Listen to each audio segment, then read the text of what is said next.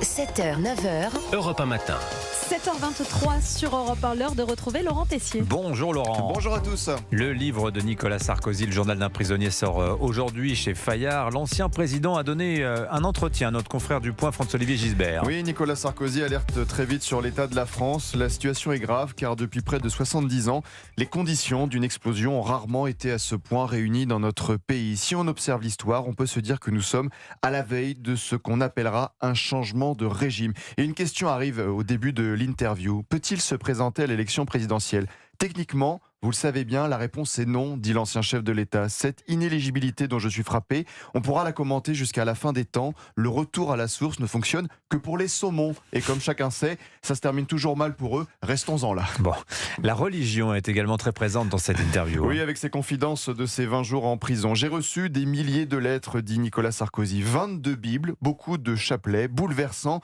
Les courriers se terminaient souvent par la même formule. On prie pour vous. À en juger par ce contenu, mes correspondants n'étaient pas pour l'essentiel des chrétiens cultuels, pratiquants, mais plutôt des chrétiens culturels. On ne peut renier ses racines, les braises chrétiennes sont toujours là. Nicolas Sarkozy s'était d'ailleurs fait la promesse d'aller à Lourdes. Il est allé avec sa compagne à sa sortie de prison. Une seule photo avec un patron de restaurant a été publiée sur les réseaux sociaux. Une seule, c'est le respect, dit-il, celui de la France d'avant qui reste toujours la France. Alors il alerte également, Nicolas Sarkozy, sur une France en danger. Oui, pour Nicolas Sarkozy, la France est en danger. Il ne peut en être autrement quand on piétine son identité, renie ses racines judéo-chrétiennes, décide de ne plus enseigner l'histoire dans l'ordre chronologique. Quand il y a une statue de la Vierge à l'entrée d'un village, beaucoup de commentateurs sont choqués. Quand il y a un marché halal à la Défense, les mêmes applaudissent. Sur l'islam, ce n'est pas l'islam qui est conquérant, dit l'ancien chef de l'État, c'est nous qui ne défendons plus rien. La laïcité n'est pas une réponse suffisante. Et la politique, évidemment, est au cœur de cette interview. Alors sur Emmanuel Macron, c'est un homme de son époque qui a voulu ressembler à son époque, au lieu de chercher à prendre de la hauteur et de s'en différencier.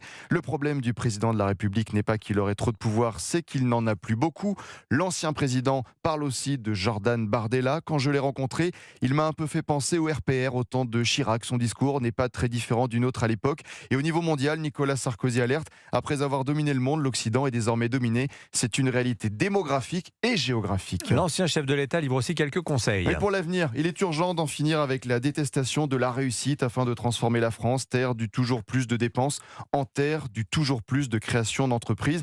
Nicolas Sarkozy parle enfin de la vie de tous les jours, des phrases qui peuvent vous inspirer, Dimitri Anissa. Ce qui reste de chacun, c'est ce qu'il a fait. Donc arrêtez de faire, c'est arrêter de vivre, inventer une nouvelle vie et le challenge le plus exigeant. Voilà le conseil du jour. Voilà l'entretien donc de Nicolas Sarkozy à François-Olivier Gisbert, notre confrère du Point. On va en reparler évidemment dans la revue de presse avec Olivier Delagarde. Merci beaucoup de nous en avoir parlé, Laurent Tessier.